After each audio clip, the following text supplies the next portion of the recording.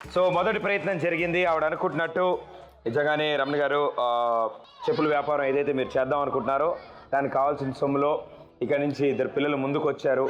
వాళ్ళు కూడా సహకరించి ప్రయత్నించారు. 10,000 రూపాయలు వచ్చాయి. ముందుగా అసలు మీ పెళ్ళి జరిగి ఎన్నాళ్ళు అవుతుందమ్మా? నా పెళ్ళై 20 సంవత్సరాలు అయిందండి. 14వ సంవత్సరాన్నే నేను బట్టలు ఉతకడానికి వెళ్ళేదాన్నండి. బట్టలు ఉతకడానికి వెళ్తే నా వెనకాల పడేవాడు.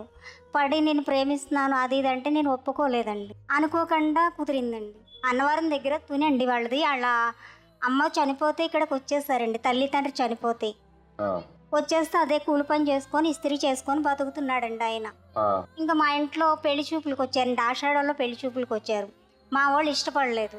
అప్పటికి అబ్బాయి కుష్టి వ్యాధి ఉంది వద్దమ్మా అన్నారు. మీరు అలాగే చెప్తారు అని డబ్బా ఇచ్చానండి. కానీ చూసుకోలేదండి. తనకి కాలు ఏం లేదు. నేను చూసుకోలేదండి. సర్లే ఇలాగే అంటున్నారు. మా ఇంట్లో కొట్టడం తిడతాం మా వదిన వాళ్ళందరూ దెబ్బలాడారండి. మంచి సంబంధం చూసాము చేస్తాము అని అంటే నేను ఇష్టపడలేదు. ఆ అబ్బాయి అన్నాడు లెగిసి వెళ్ళిపోదామని విజయవాడ తీసుకెళ్ళిపోయారండి. వారం రోజులు తెలిసిన వాళ్ళ ఇంట్లో పెట్టి ఆషాఢ వెళ్ళాక శ్రావణ మాసంలో పెళ్లి చేసుకొని వచ్చామండి. అంటే అంత చిన్న వయసులో పెళ్ళి తప్ప అనేది ఇంకా అప్పటికి మీకు తెలియని వయసు అది. అవునండి. మీరు చదువుకోలేదండి. తండ్రి లేడు. తల్లి ప్రేమ తండ్రి ప్రేమ పెద్దగా తెలియదండి నాకు. పడుకుంటుండి చేతులు కాళ్ళు తిరిగిపోయినాయండి. ఈ అబ్బాయి కుష్టి వ్యాధి ఉందని చుట్టుపక్కల వాళ్ళందరూ చెప్పి వేగవర హాస్పిటల్లో జాయిన్ చేశారు. ఇంకా అనకూడదు ఎడం చెయ్య కుడి చెయ్య కాకుండా చేశానండి. 16 సంవత్సరాలు అలాగే చేశాను. నర్సాపురం తీసుకెళ్ళాను. కాళ్ళు ఆపరేషన్ చేయించారు. అన్నీ చేయించానండి. 3 సంవత్సరాలు అయిందండి. పెద్దబాబు ఉండేవాడు. పెద్దబాబుకి తీసుకెళ్ళిపోయాడండి. నాతో గొడవాడి తుని తీసుకొచ్చేసాడు. తీసుకొచ్చి సారా పట్టించి పెద్దబాబుని చంపేశాడండి. అదే బాబుంటే 19 సంవత్సరాలండి ఇప్పుడు ఆ పెద్దబాబుకి. ఆ బాబు వయసు ఎంత ఆయన తీసుకెళ్ళినప్పుడు? అప్పుడు చనిపోయేటప్పుడు అంటే 5 సంవత్సరాలున్నారండి.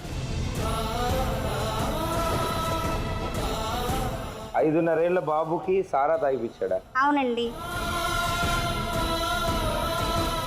ఈ బాబును కూడా స్కూల్కి పంపిస్తే స్కూల్ నుండి తెచ్చి బ్రాందీ సీసాలు తీసుకొచ్చేవాడండి. మీకు ఎప్పటికి తెలిసిందమ్మా? అక్కడే తుల్లోనే ఉండేదాన్నండి. కాపురం వచ్చేయమంటే వెళ్ళానండి. వెళ్ళి ఒక 6 నెలలు ఉన్నానండి. బాబు చనిపోయే వరకు ఉన్నాను. సర్లే అని పిల్లోడిని చంపేశాడు. ఇంకా ఈ పిల్లోడిని కూడా పోగొట్టుకోవాల్సి వస్తుందని దొంగసాటుగా పారిపోయి వచ్చేసానండి మా అమ్మాళ్ళ ఇంటికి. వచ్చేసాక ఎవరో అమ్మాయితో తిరిగాడంటండి. అప్పటికి నా పెళ్ళి అవ్వకముందు 2 అమ్మాయిలతో పెళ్ళి అయిందంటండి. నాకు తెలియదు, పిచ్చిదాన్ని తెలియదండి.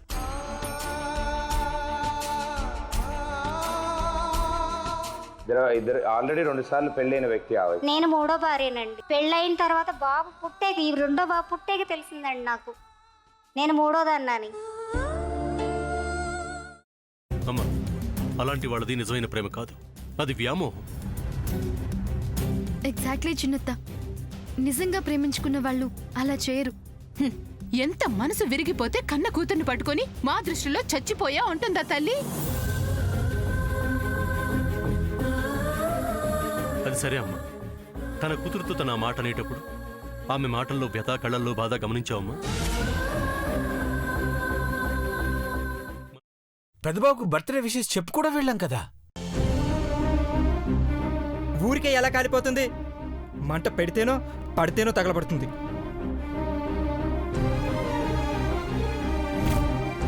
కరెక్ట్ చిన్నబాబు, నీకొచ్చినట్టే నాకు డౌట్ వచ్చింది.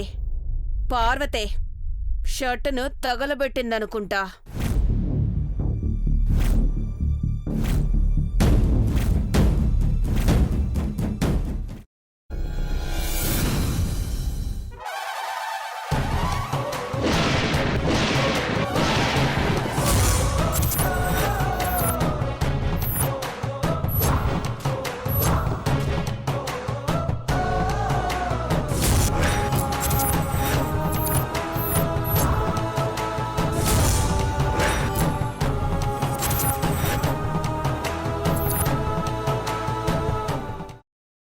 తర్వాత పొట్టు తీసేసి చాప్ చేసి పక్కన పెట్టుకోవాలి.